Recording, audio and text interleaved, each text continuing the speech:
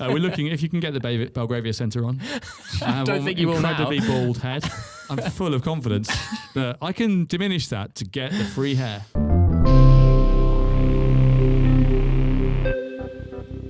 Hello, I'm Chris Lisserman and welcome to Sparks, a series by Interactive Workshops. In each episode, we talk about something we can spark in work and life. From how to spark culture, to how to spark motivation, to how to spark a tube journey so the most interesting thing isn't the ads on the side of the tube. I love those ads though, Chris. Do you love them? Yeah, I Some of them always are read genuinely ads. funny. It's Really a bit funny. of a guilty pleasure. This week, we're going to be discussing how to spark marketing, and we brought a special guest for this topic. It's Lizzie. Lizzie, welcome to the show. Hello, thank you. I feel very privileged to be allowed on the Sparks podcast. Invited. You're welcomed. Embraced. Okay, Yeah, I like yeah. that, prefer that. It's going to be interesting. You are in a marketing role here at Interactive Workshops. Yeah, I'm a marketing executive here at Interactive Workshops. So just learning everything about marketing, helping us progress as a company. It's quite interesting. And you're doing a great job. Agreed. Gotta say that. Agreed. That means a lot coming from the CEO, I'll tell you that. Well, we're a pretty flat structure, so I can throw around those compliments. We're going to be discussing in this episode what we can learn from marketing. We're not a marketing podcast, but we've got some experiences in this area, and we think there's some value. There's for a all of us. lot, and what we're hoping to cover in the episode is what we as individuals can learn from marketing, because marketing also has the same thought process as many of the things that we discussed on Sparks podcast. They're trying to spark something. They are trying to spark a sale or an emotion or a buy-in. And so they thought through how they can communicate in a way that creates an emotion and then an action. And so much like when we were talking about customer delight, or when we were sparking teams, or how to get a goal, it's the same kind of thoughtful process. How can I do something that's going to get a certain emotional action and then cause a certain action? So it's actually, marketing is essentially the same as leadership. And kind of influencing as well. It's a kind of influence. It's very similar to influencing. It's connected to a lot of those topics, isn't it? Yeah. What is marketing, first of all? Can we establish that? What do we mean? Well, I know what I think. I love the stories of how it evolved, but it started in America, where commodities were being sold, and people realised if they could big up that it was Jonna's gin, Right. which is better than gin, people might pay a bit more. Right. So marketing took off in the US to try and differentiate commodities, and that is what a brand is. It's a kind of a mark that differentiates a commodity. Let's use, for example, Jack Daniels. Famous brand. Is there bourbon? Is it bourbon? Whiskey. Whiskey, right? It's not whiskey, guys. That's very different. Bourbon. It is whiskey. I think It's bourbon. It's bourbon. Is there bourbon any different from any other bourbons? Yeah. And we can't say unless we know whose bourbon it is. We need to know it's Jack Daniels. And they put a lot of money and effort into making sure that we understand the full story behind Jack Daniels and how it's made in barrels in Tennessee by people who've done it the way they always do it. But that differentiation from a commodity, that's what a brand is. And marketing is a method to communicate that brand and perhaps the set of associated actions. Right. And the clue is in the name, marketing, from markets. Chris, Selling something. You're on the wasted street. in show business. Have you thought about writing a dictionary? It's selling something. So what brands are people into around this table? I think that's a tough one. I think brands are very attractive. I think they're attractive for a reason. You're And I into think Le Creuset? I do products? like Le What Creuset. is Yeah. that? What is that? It's the We've mugs got- we have in the we've got office. Oh, you like Yeah, Le Creuset? Le Creuset. Le Creuset. Yeah. Yeah. Yeah. The earthenware cooking pots and mugs. Indeed. But they're so well designed. They've got a Pristine. clear brand. The marketing strategies are good. Yeah. Get them on the Instagram ads. I also have bumped into Lizzie at TK Maxx. That's one of my favourite. We share a love of this brand. TK Maxx. Why do you like it?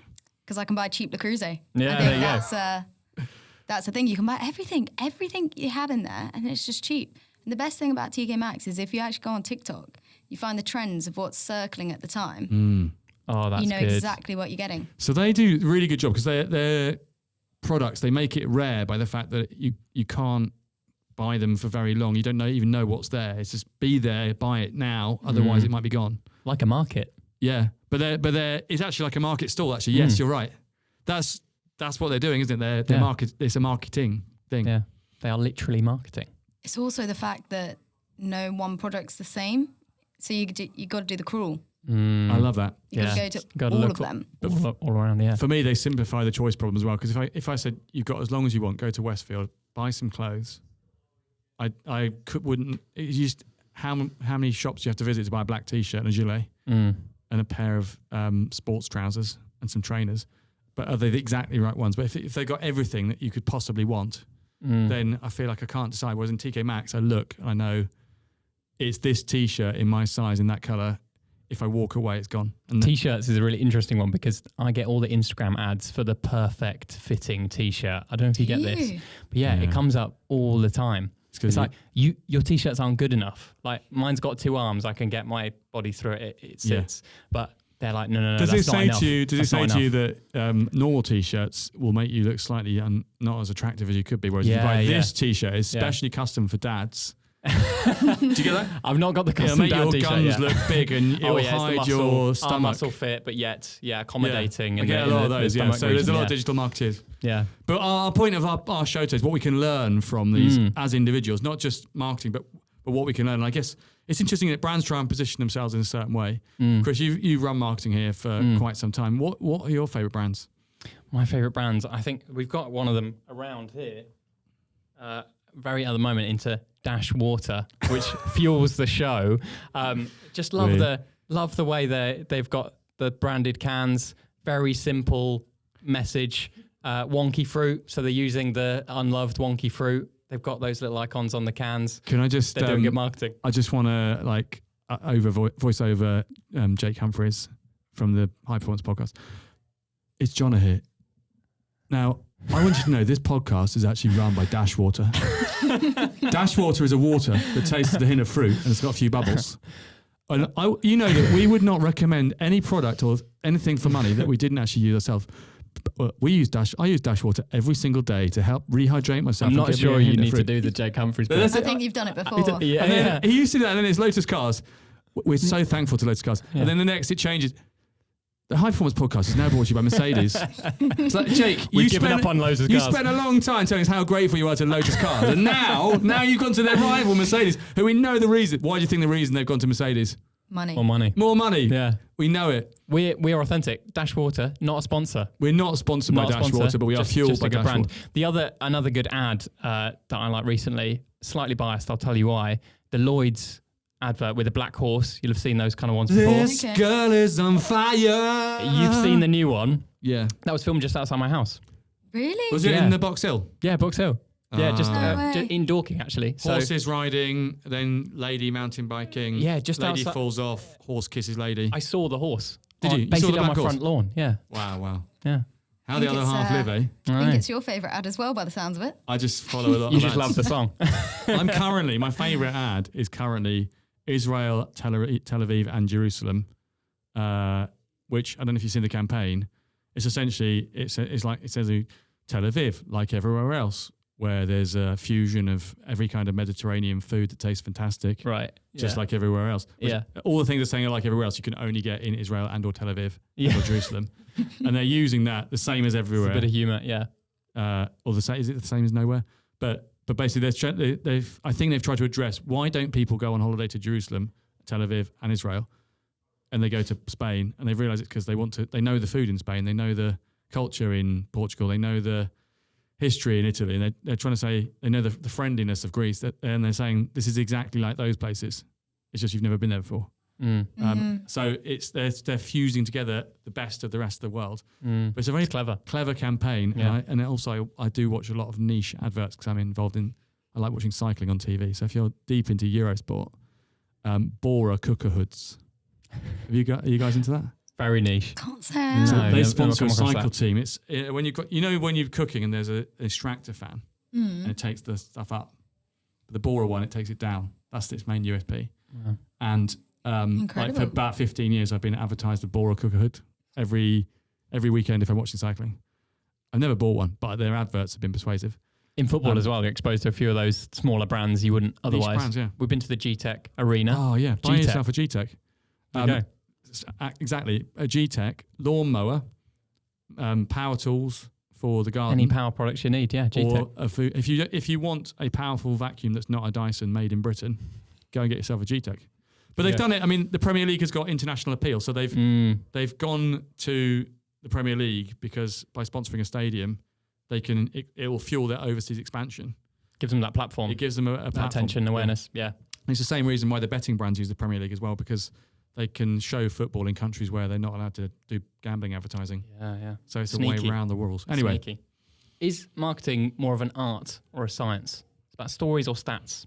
Stories or stats, Lizzie, what do you think? It's a bit of both, but actually it's all based on the data and on the science, and I think that's the side behind. It's actually very interesting. When you're looking at like kind of the analytics and the data of why, I think psychology plays a huge factor in it, why people go for things. I mean, How to Be a Great Leader, would you read that? I might click it. Yeah. Things you should never be when being a leader. Yeah. Oh, that's clickable. Yeah. Clickbaity. It's looking at the contrast in why people... We've why talked about it's all the good. stories, haven't we? But not any of the data. That would be on the back end, but I think hugely significant. The data and the algorithms is why I keep getting advertised the Belgravia Centre hair replacement. But it's got to the point where they're trying to convince me that I've lost confidence because I've got not the greatest head of hair. They're painting a narrative that isn't true. They're painting a narrative that isn't true, trying to sucker me in. And they keep using sports stars to try and help me do that. Right. But it doesn't. Unfortunately, that one doesn't really work. Is Wayne Rooney trying to sell you a hair transplant? Yeah, but the current campaign, they've obviously done the data on it, and the point is that Wayne Rooney wasn't trying to hide anything either. He was very upfront about the fact it had done. So obviously, the objection that they've realised people have is everyone's going to know I've had it done. Yeah, suspicious. So they're or now something. trying to deal with that. Say, not only do you probably feel quite unconfident in your current look, but also it doesn't matter if people know that you've had a hair transplant. So guys, I don't need this. I'm just happy. That how wasn't I am. even my concern. Yeah. And Jonna, your background is in marketing as well. What are some of the experiences you've had? Where have you worked? Well, my biggest 3 marketing roles were at BMW Group, where I was responsible for marketing for UK motorcycles, BMW Motorrad. I was also the global marketing trainer for Bacardi Global Brands, who run a portfolio of alcohol brands, which is why I know a bit about Jack Daniels, which was a competitor. And the final one is I've been part of Red Bull's Story Academy, which is their culture marketing team's platform to share, like Red Bull have sport, but culture, music events and other things. So in true consulting form, it's like I've stolen all the best ideas from all the places I've worked. And they all had different approaches and they all worked. But the BMW one is all about brand advertising, and the other parts of the campaign were important, but BMW's incredible on brand advertising. Just get really high level campaigns with very simple messages, a great looking car, rear wheel drive, like electric, whatever it might be. Just do something big, do it really, really well. It doesn't matter how much money it costs, just get those brand ads out, have that halo effect. Red Bull, obviously very interesting from everything that's not the drink, sport, culture, flug tags, mountain biking, Formula One. Yeah. This was like, just get your brand out there. Don't have to say, by the way, Max Verstappen drinks a Red Bull. you don't need to do that. Don't need it. So they've got the culture marketing, sports marketing. And then Bacardi actually is a bit more niche, and that was very much in retail. And for example, thinking through the strategy behind placements on a shelf for bottles of Bacardi and the data and all the supermarket analytics and all the buying behavior. And if you buy, I don't know if you know, if you go around a supermarket, if they put the right product earlier on, then you'll have to buy all the follow-up products that go with that meal. Do you know? That's clever. I have heard that. Yeah. So, but Bacardi, for example, in drink, if they know if you, let's say it's the barbecue season, so you've gone round and you've bought your sausage that you're going to put in the barbecue, then they need to have the right other things to lure you into buying Bacardi. Yeah. But what I found interesting, for example, there is, for example, flavors. The good thing about flavors was that it would dominate the shelf. So if you've got Bacardi and you've got all the different flavors, then it takes up a lot of the supermarket shelf. So you can't not walk past. You can't not walk past Bacardi. Whereas it's actually cheaper for them to just. It didn't make them sell any more Bacardi. No.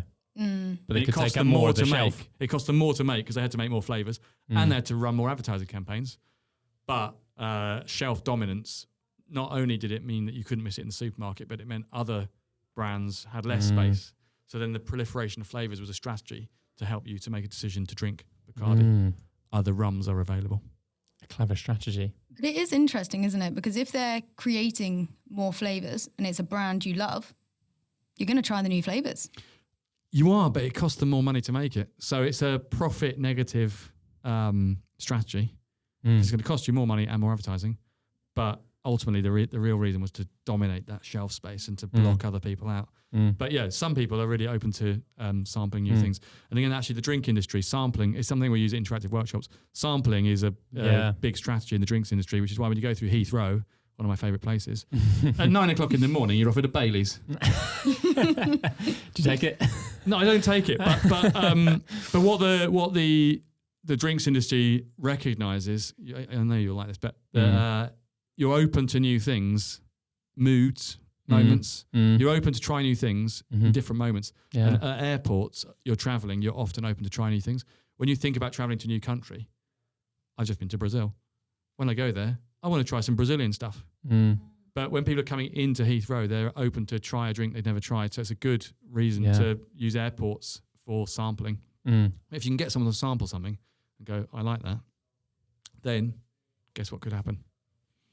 They might buy a bigger version of that thing. They might, and not necessarily, available. Not necessarily even there, but they might. No, just on the way time. back, they might buy it, or when they get home. Yeah. So They might know a positive image of that brand, especially because they got something for free. Well, that's also what Pret do, is give away free things, isn't it? Yeah. Free coffees.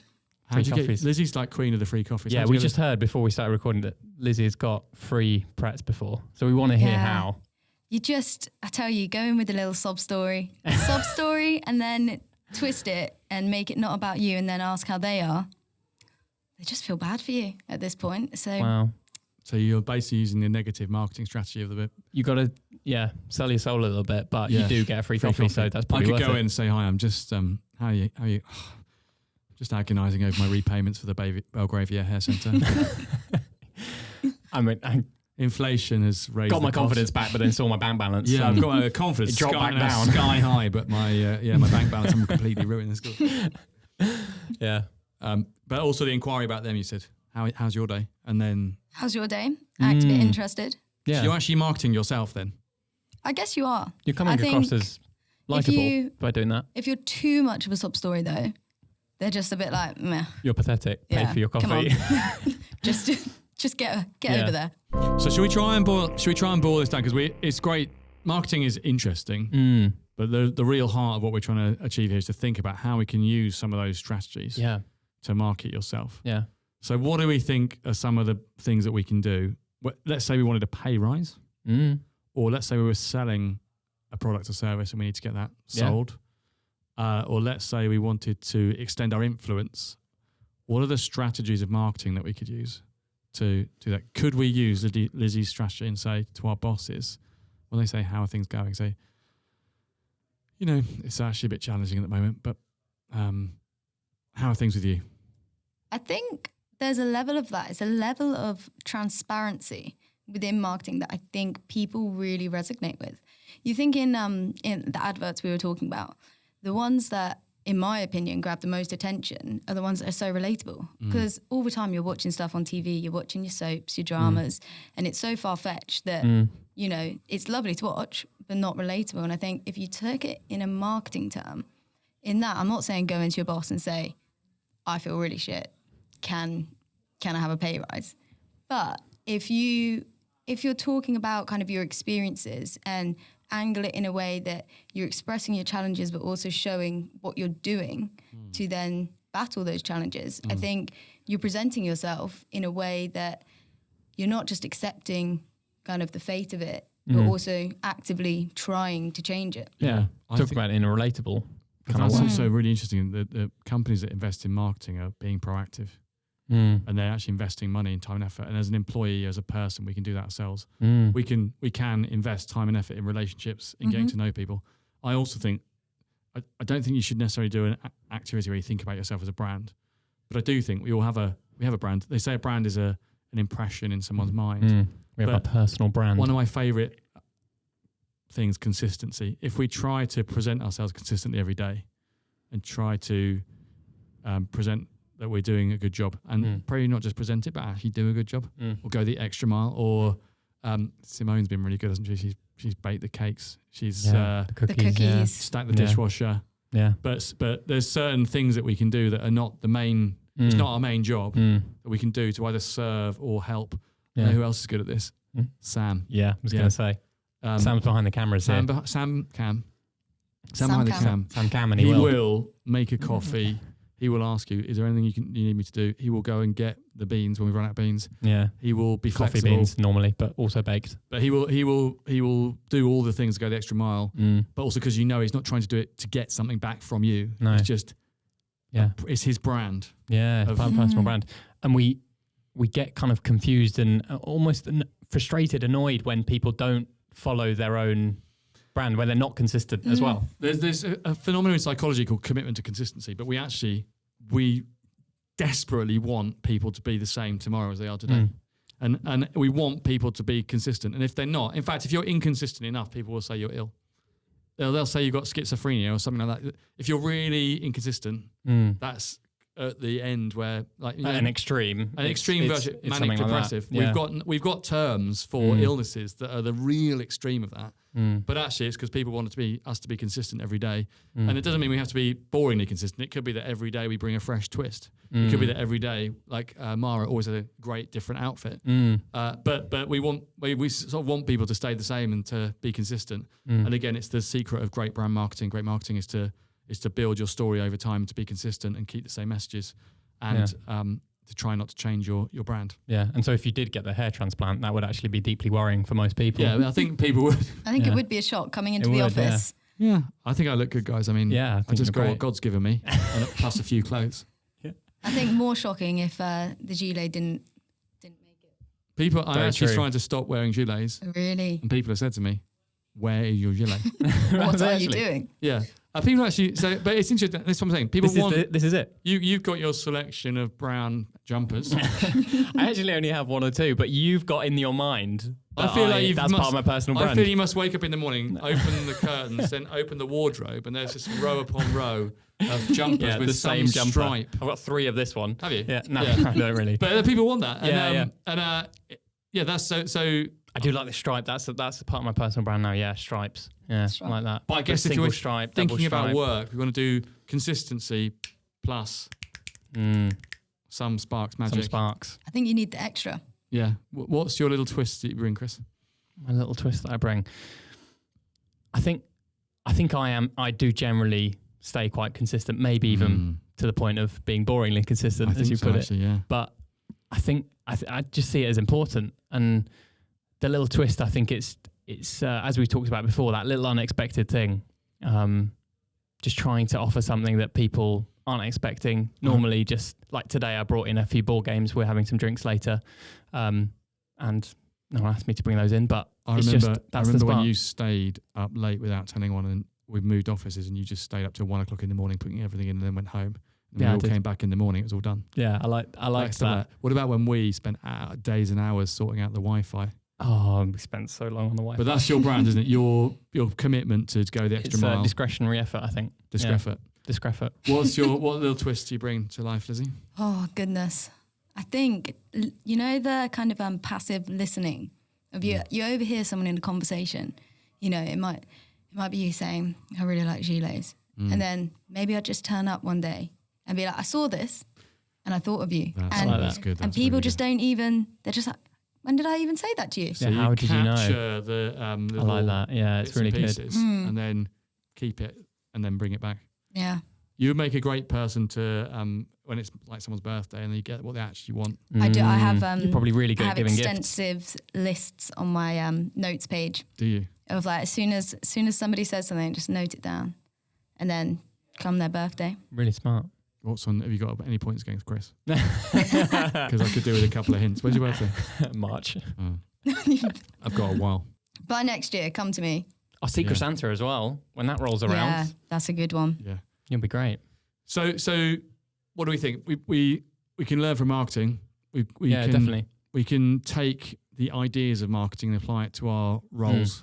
I also think thinking about target audience, it's kind of what you're touching on there. Thinking about the person, what they want, is a principle for life. Lizzie, as well, you've had some marketing experiences in Chile, I've been told. I have. Do you want to share a little bit about that and what we might be able to learn from the experiences you had there? Yeah.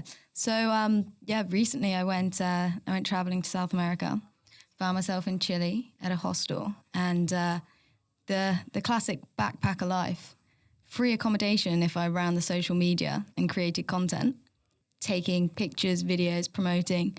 So for us and for our purpose, actually just having loads of fun and drinking a few cocktails, that's the best way we could have got people involved in the hostel.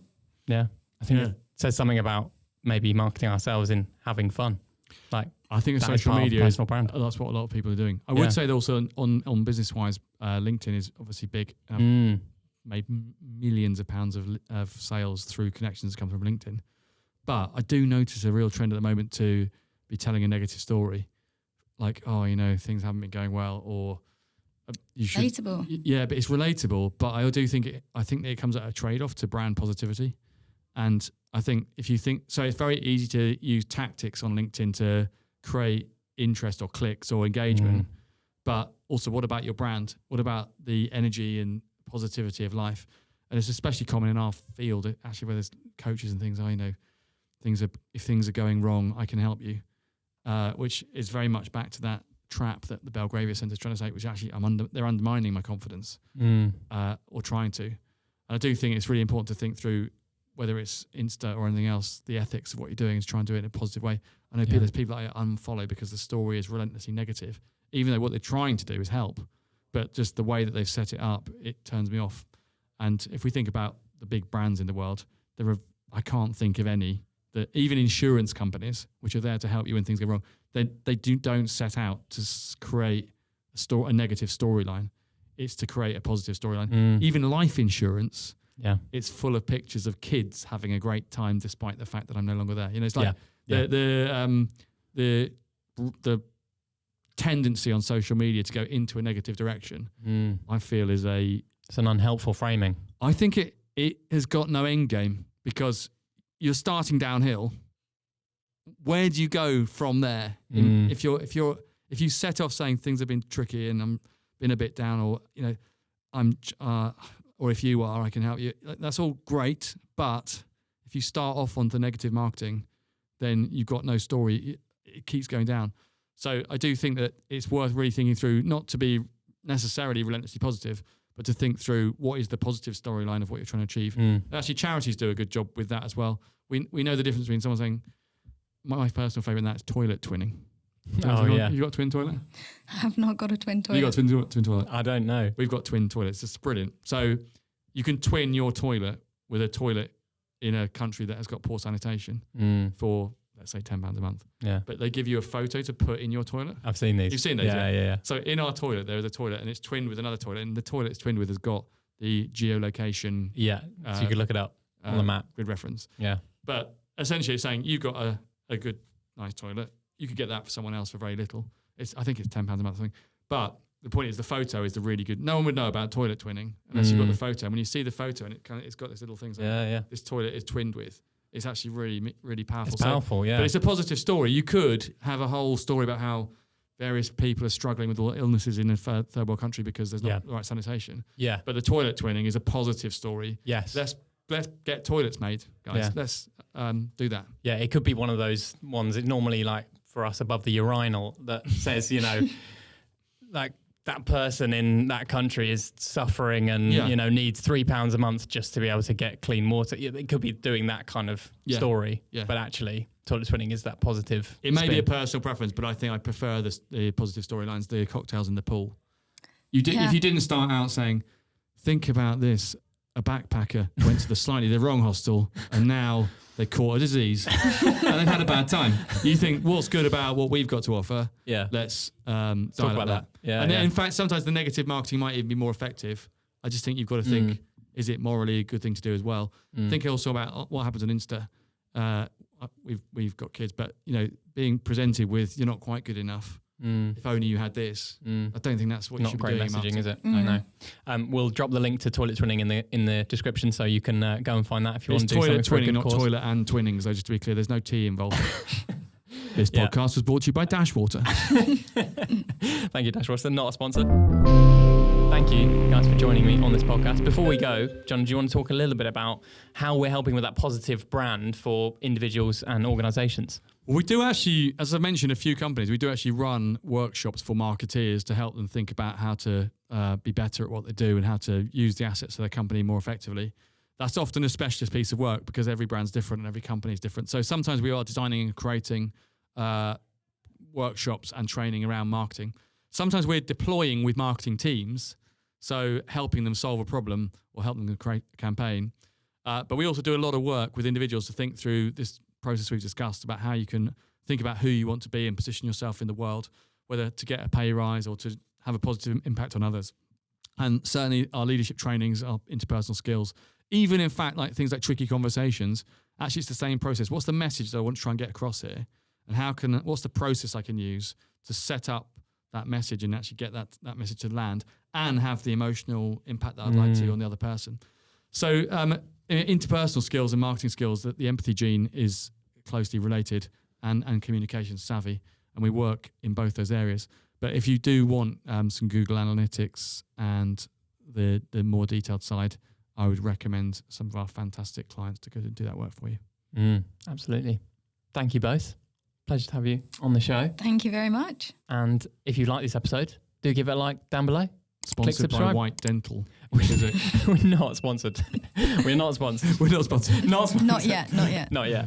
Yeah, but if you want to sponsor us, yeah, we'd love that. I don't know if we would. Would we sell our souls? We don't need it. I don't think it's selling souls these days. I think Dashwater's in. I think You've already given Jake Humphries an ad, so Yeah, and many and the other. Belgravia. Yeah, they might as well pay for it. Yeah, okay. We're looking, if you can get the Belgravia Centre on. I have Don't think you will now. incredibly bald head. You're lacking confidence as well. I'm full of confidence that I can diminish that to get the free hair. There we go. Don't need that. No. Thank you both. Thank See you you. next time. Bye-bye. Bye-bye. Thanks for watching this video by Interactive Workshops. Give it a like down below and subscribe to the channel so you don't miss the next video. Click through to here or here to watch another video by Interactive Workshops.